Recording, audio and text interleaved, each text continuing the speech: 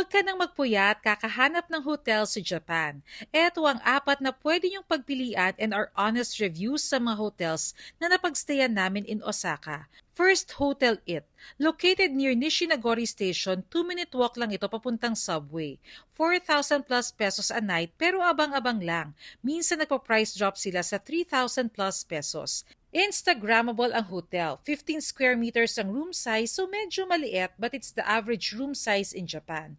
Maliit kasi talaga ang cut ng mga rooms nila dito. Katabi lang ng room namin ng washing machine, ice machine at vending machine. May katabi rin itong grocery kaya very convenient kung may kailangan kayo. Yun nga lang hindi ito walking distance sa Dotonbori where you can find the Glico sign. Pero 2 train stops lang naman from the hotel. Very peaceful din ang neighborhood kaya you will definitely get a good night's sleep here.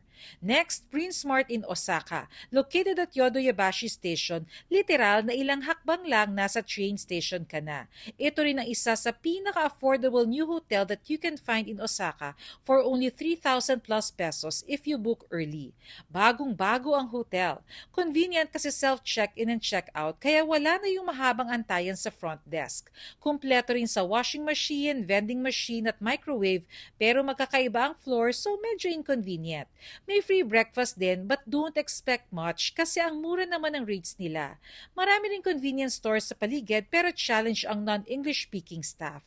Kung tutuusin, one straight line lang ito sa Dotonbori area pero about 30-minute walk kaya better na mag-train na lang kayo. Third, Hearton Hotel Nagohoridori just beside the Yotsubashi Station.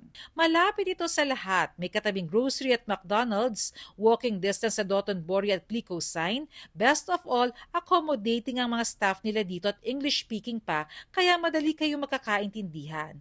Maliit ang cut ng room and medyo nadidiliman ako sa lighting nila. Hindi rin kasing bago unlike ng ibang hotel, pero hindi rin naman luma. 4,500 pesos a night dito. Pero if you want a cheaper option, you may consider yung branch nila sa Shinsaibashi.